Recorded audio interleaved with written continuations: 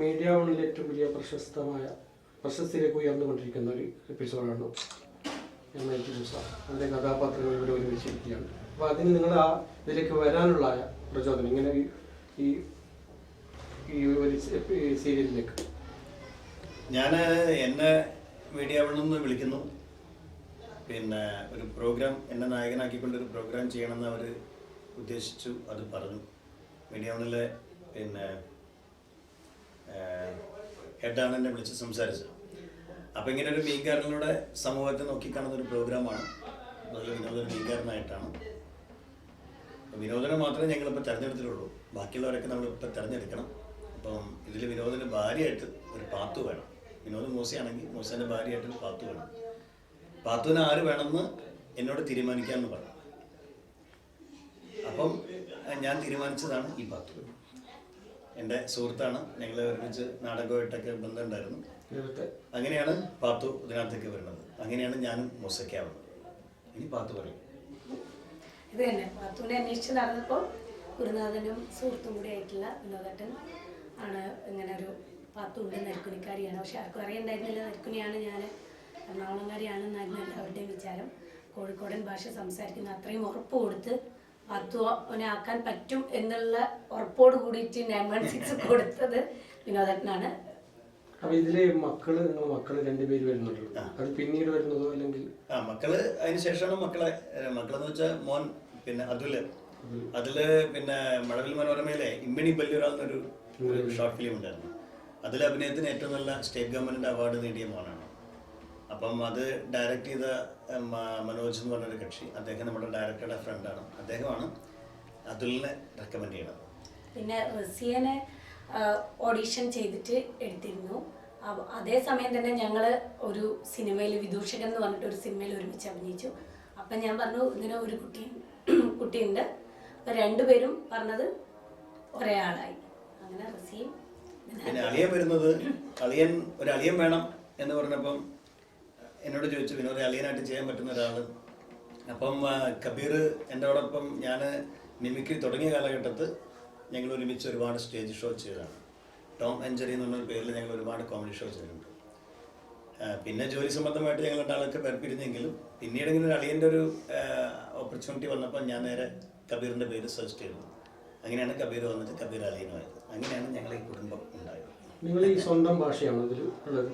ഇല്ല, ഞങ്ങൾ സംസാരിക്കുന്ന ഭാഷ ഒരിക്കലും MIT മൂസയുടെ ഭാഷയാണ്. ഞാനിപ്പോൾ സംസാരിക്കുന്നത് ശരിക്കും ഭാഷയാണ്. വേറെ പോയി പഠിക്കുകയും പിന്നെ നമ്മൾ സ്കൂളിലൊക്കെ കുറേ ആൾക്കാരുമായിട്ട് ബന്ധപ്പെടുമ്പോൾ നമ്മുടെ സംസാരത്തിൽ ചെറിയ വ്യത്യാസങ്ങൾ ഉണ്ടാവുമല്ലോ. പക്ഷെ നമ്മുടെ നാട്ടിലെ നാടൻ സംസാരമാണ് MIT മൂസയിൽ. ഞാൻ എൻ്റെ നരിക്കുനിയുള്ള നാടൻ സംസാരം, വിനോദേട്ടൻ കോവൂരുള്ള നാടൻ സംസാരം, ചേവരമ്പലത്തുള്ള നാടൻ, പേരാമ്പ്രയുള്ള പ്രാദേശികം, കാക്കൂര്, അങ്ങനെ കോഴിക്കോടിൻ്റെ വിവിധ ഗ്രാമങ്ങളിലെ പ്രാദേശിക ഭാഷകളുടെ ഒരു സംഘമാണ് MIT. പൊതുവെ എല്ലാവരും ചോദിക്കാറുണ്ട് നിങ്ങൾ ഇങ്ങനെ തന്നെയാണോ ജീവിതത്തിൽ? അങ്ങനെ ഒരിക്കലും അല്ല. ഞങ്ങളൊക്കെ ഇപ്പോൾ വീട്ടിലൊക്കെ സംസാരിക്കുന്നത് ഇങ്ങനെയാണ്. ഇപ്പോൾ സുരഭി കാലടി യൂണിവേഴ്സിറ്റിയിൽ PhD ചെയ്തുകൊണ്ടിരിക്കുകയാണ്. അപ്പോൾ അവളോട് അവിടെ പോയിട്ട് ഈ ഭാഷ പറഞ്ഞാലൊന്നും അവിടെ രക്ഷപ്പെടില്ല. അപ്പോൾ ഇത് നമ്മൾ ക്യാരക്ടർ ആകുമ്പോൾ ഈ ഒരു സംഭവം കണ്ടു വരും. ഇതിന് ഈ സീരിയൽ വരുന്നതിന് മുമ്പ് നാടകത്തിൽ അഭിനയിച്ചു. അപ്പൊ ഇപ്പോൾ പിന്നെ നിങ്ങൾ ഏറ്റവും കൂടുതൽ മനസ്സ് സംതൃപ്തി തരുന്നുണ്ടോ? തീർച്ചയായിട്ടും.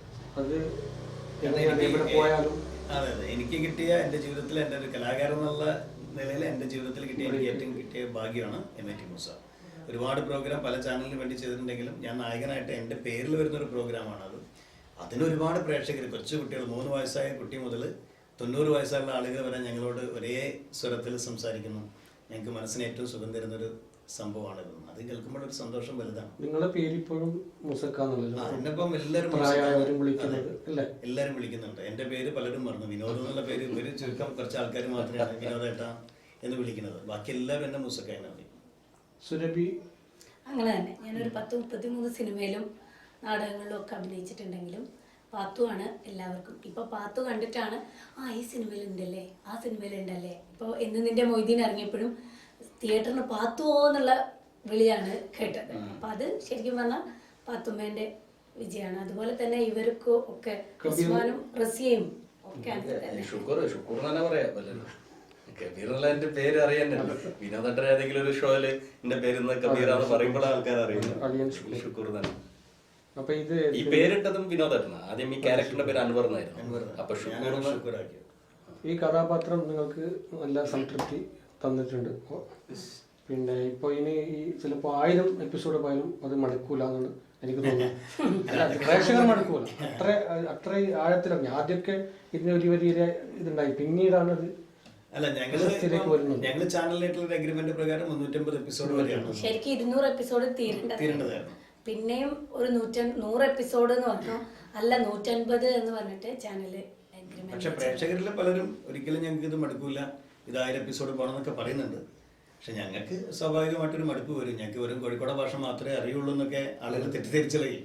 ഞങ്ങൾക്ക് വേറെ ഭാഷയിലും എന്തെങ്കിലുമൊക്കെ ചെയ്യണം. പിന്നെ ഒരു വിജയം, ഇതൊരു കുടുംബാടപ്പ. ഞങ്ങൾക്ക് ആർക്കും ഒറ്റയ്ക്ക് ഒരു സ്ഥലത്തേക്കും പോകാൻ പറ്റില്ല.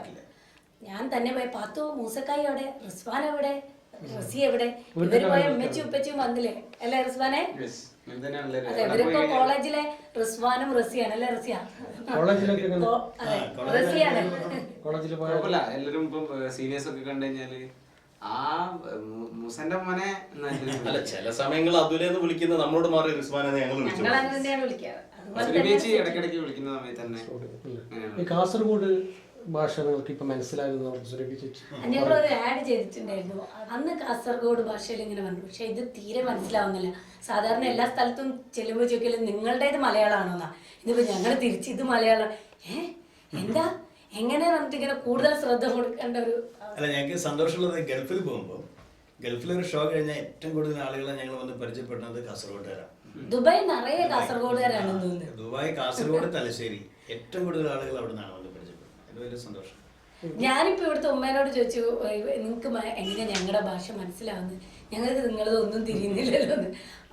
എനിക്ക് മനസ്സിലാവും. അപ്പൊ കൂടുതൽ ഇപ്പോ കോഴിക്കോടും പോയാലും പിന്നെ ഞങ്ങൾക്ക് മനസ്സിലാവുന്നു. ഇവിടെ എത്തിയപ്പോ മനസ്സിലാവുന്നത് അത് ഇത് കുറെ ഇതുണ്ടാവും, ഈ കന്നഡ ഭാഷയായിട്ടുള്ള കന്നഡയായിട്ട് ഭയങ്കര മിക്സ് ആയിട്ടാണ് എത്തുന്നതിനനുസരിച്ച് മാറിക്കൊണ്ടിരിക്കും അല്ലേ? ആദ്യമാണ് വരുന്നത് കാസർഗോഡ്. നീലേശ്വരൊക്കെ വന്നില്ലേ? ഞാൻ കാസർഗോഡ് 2-3 തവണ വന്നിട്ടുണ്ട്. കുറെ മുമ്പാണ്, ഒറ്റയ്ക്കാണ്. പക്ഷെ ഞങ്ങൾ ഈ ഒരു MAT മൂസ ടീം ആദ്യമായിട്ടാണ്. ഇവിടുത്തെ ആൾക്കാരെ കുറിച്ച് ഇങ്ങനെ പറയാനുള്ളത്, ആൾക്കാരെ ഞങ്ങൾ പരിചയപ്പെടാൻ ഞങ്ങളിങ്ങോട്ട് എത്തി വന്നു. എന്നാലും ഒരു രാവിലെ കാഞ്ഞങ്ങാടൊക്കെ ചെയ്തിട്ടുണ്ട്. ഈ സംസാരിക്കുന്ന ആൾക്കാരുടെ അടുത്ത് എത്തി ഇപ്പോഴാണ് അല്ലേ? ഒന്നും മനസ്സിലാകുന്നില്ല, പക്ഷെ നല്ല ആൾക്കാരാണ് തോന്നുന്നത്. ഞങ്ങളുടെ സ്റ്റേജിലേക്ക് എത്തിക്കഴിഞ്ഞാൽ കൂടുതൽ അനുഭവങ്ങൾ ഞങ്ങൾക്ക് ഉണ്ടാവും. പക്ഷെ കാസർഗോഡ് ഭാഷ വെച്ചിട്ട് ഒന്ന് ചെയ്താൽ ഗുണകരമായിരിക്കും. അതിനൊരു നല്ല സ്ക്രിപ്റ്റ് കിട്ടിയാൽ ഞങ്ങൾ ചെയ്യാം. വിത്ത് ഡയലോഗ് കാസർഗോഡ് സ്റ്റൈൽ. പാത്തു കാസർഗോഡ് ഇംഗ്ലീഷ് പഠിക്കും പോലെ കാസർഗോഡ് പഠിക്കട്ടെ. ഒരു കാര്യം എനിക്ക് മനസ്സിലായി, ഞങ്ങളവിടെ നിങ്ങൾ ഫോൺ ചെയ്തോ എന്ന് ചോദിക്കുന്നത് ഇവിടെ നിങ്ങൾ ഫോൺ ആക്കിനാണ് അല്ലേ? ചോറ് കഴിച്ചാ ഭക്ഷണം ഊണ് കഴിച്ചാ ചോറ് ബേച്ചിനാണ്.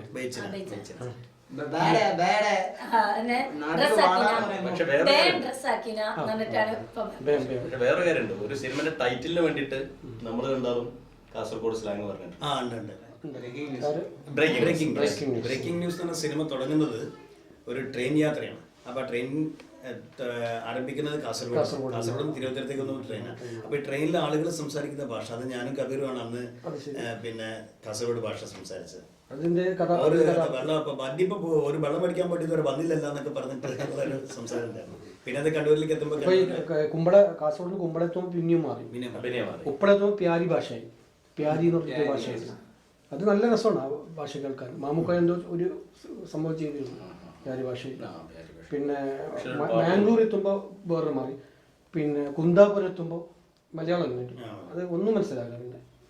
പിന്നെ എന്തായാലും ഇന്ന് ഞങ്ങൾ ആദ്യമായിട്ട് കാസർഗോഡ് എത്തിയിരിക്കണം. മുസ്ലിം കുടുംബം ഇവിടെ ഒരു വലിയൊരു സംഘം ഞങ്ങളുടെ പരിപാടി കാണാൻ കാത്തിരിക്കുന്ന ഒരുപാട് പ്രേക്ഷകരോടെ ഉണ്ട്. ഞങ്ങൾക്ക് അവരുടെ മുന്നിലേക്ക് ഞങ്ങളുടെ സീരിയലിൽ കാണാത്ത തമാശകളുമായിട്ടാണ് ഇന്ന് ഞങ്ങൾ അവരുടെ അടുത്തേക്ക് എത്തുന്നത്.